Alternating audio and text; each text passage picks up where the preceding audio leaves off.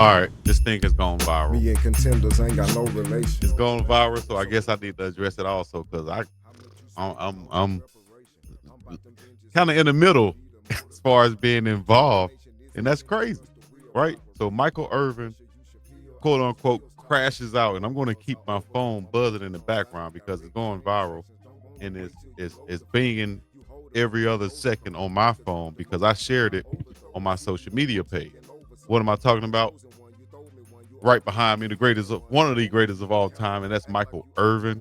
And you see my partner right here, who he going off on. That happened to be my partner. That's Rock Dillon. That's crazy. I got the best ever Michael Irvin. I met him in Colorado too, and one of the best players ever who I've looked up to as far as being a wide receiver. One of the reasons why I played the receiver position the way I played it. You hear me? Physical, hardcore. I'm not worried about going over the middle getting hit because I saw Michael Irvin get hit and take those things and say, if you're going to get hit, you might as well catch the ball.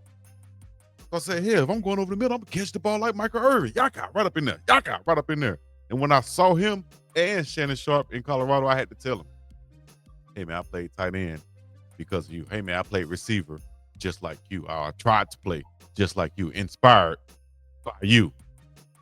You feel me? And yesterday he had a rant about what went on and what was said on Facts Over Feelings podcast, which just so happened to be the podcast of someone who I know personally because I played ball with him. He was my teammate in arena football right after college. We played arena football in the same squad, and I found out that he was a damn dog.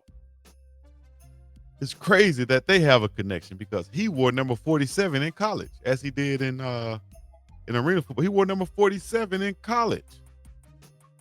Who was famous for wearing number 47 in college? Michael Irvin. He said he wore it because of Michael Irvin. Hell, he just responded on his podcast also live, said that he got Michael Irvin suits, name brand suits in his closet. So he's definitely a Michael Irvin fan. He didn't mean to, or the content that they put out there wasn't meant to disrespect Michael Irvin. Michael Irvin saw it and took it as disrespect, as like when Brandon Jacobs responded to it, said, if I would have saw that, I would have felt the same way.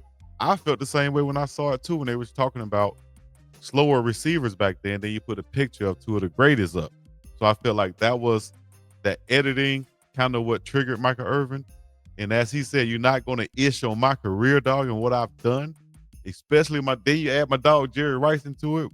We are two of the most accomplished receivers in NFL history. When you talk about stats, when you talk about championships, Pro Bowls, Hall of Fame, it's them two. Jerry Rice and Michael Irvin. As far as let's talk about some GOATs. Then you could go down to the newer guys in Randy Moss and T.O. And of course, as far as any athletes go, evolution, yes, it's there and it takes place and it's real. But we can't ish, and I don't think that's what they were doing. But at the same time, I don't think we can ish on the people in the past because we might say it wasn't fast guys back then. It was a lot of fast guys back then. They just probably wasn't known for, that wasn't their thing, that they're just fast guys. Now these are football players. Nowadays, it's more of a thing where these guys get their speed measured.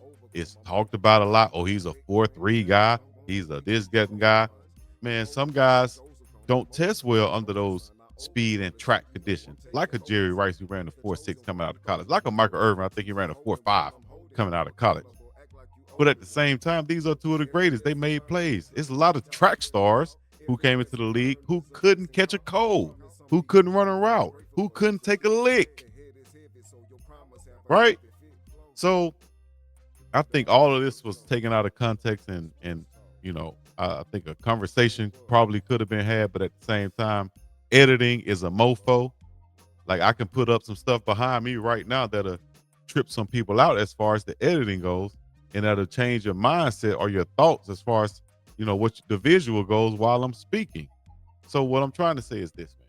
Shout out to both of those brothers, Michael Irvin, who's the GOAT, who's a legend, Rock Dillon, who's a legend in his own right, as far as Alabama State goes and HBCUs and black college football goes. One of the best players, teammates that I've had in the past. And of course, like I said, I looked up to Michael Irvin, dog. I played because of Michael Irvin. I played a certain way because of Michael Irvin. And that was a Michael Irvin type response. You not gonna ish on what I've done. And these young guys couldn't take a damn lick today, dog. You know, I feel him on that. It's a whole different ball game. If he played today, he would have had 200 catches a year. He didn't catch the ball behind the line of scrimmage and make it easy and not get up, and that's a count as a completion. No, he catching the ball in defender's face in the midst of pain, as he said. Dude, I catch 200 passes in today's game. Literally 200 passes a year. He ain't lying. A year. I ain't never catch a pass behind the line of scrimmage in my whole career. I caught passes in the midst of pain. Ooh, they pissed Y'all Mike don't do off. that. Y'all ain't never had to do that. So shut the hell up. Trying to my career on Can't what I do have it. done. That's right. You or none of these can play and do the things I did. So shut the hell up. So respect to both of those guys, man. Hopefully this won't continue to blow over too much, but it does give light to the Facts Over Feelings podcast, which y'all can go check out with Brandon Jacobs and Rock Dillon. Y'all see Michael this Irvin shit had a say? shoe line. And you actually got one. Bruh, I got Michael Irvin suits in my closet. Why would I hate on the man that I even wear his clothes, right? Because people don't listen. Nah, people don't These listen. days, man. So let me see what number I won college. 47. 47. Yeah, y'all see that? You see that? Number 47. Tell me what player, when the time I went into college, made 47 be something that you would want to wear?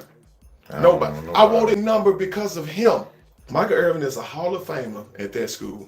You know what we got in common, Michael Irvin? I just been inducted into the Hall of Fame at Alabama State. So I'm showing them, you know, because who am I? And I ain't never balled Yeah, you ain't and nobody. all this kind of shit. You know, I ain't never cool. And I'm not trying to say that I compare it to the great Hall of Famer of the NFL, Michael Irvin. Don't get that twisted. That's not what I'm saying. I'm showing you why he can't believe that I hate him. That shows you he know nothing about me.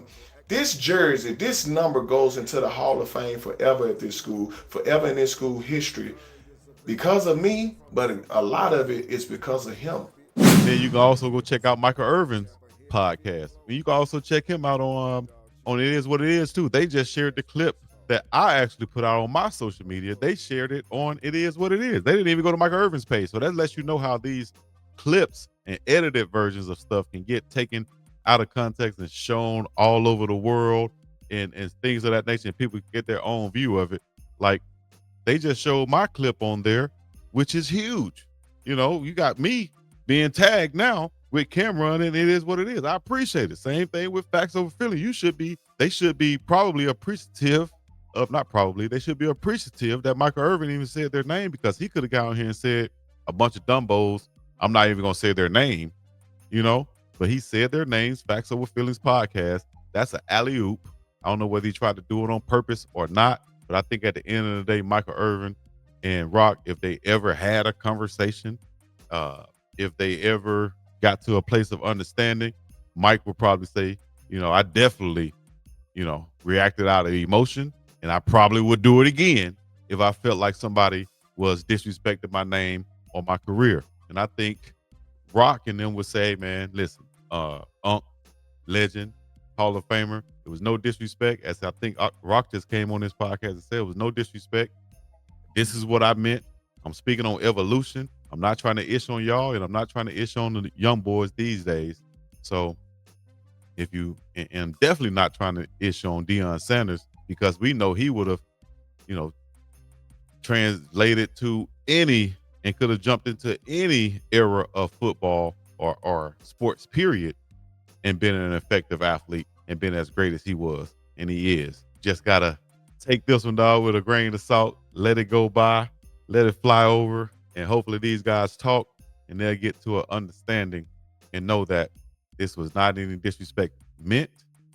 And hopefully, you know, from this point on, it won't be taking that away. The ish blow it up on social media. My thing's still popping. Just off my Facebook, TikTok, my Instagram, and then the YouTube short. It's crazy. And I know it's blowing up Michael Irvin's page too, which is a good thing. So shout out to the Playmaker. Y'all make sure y'all go check it out at Michael Irvin on YouTube, and also Facts Over Feeling podcast on on YouTube when you get a chance. You dig? Until next time, it's the Biggest Dog Chico to the scene, the place to be. Appreciate y'all joining in on the Big Dog Chico Show. Hit the like, subscribe, comment, all the other good stuff.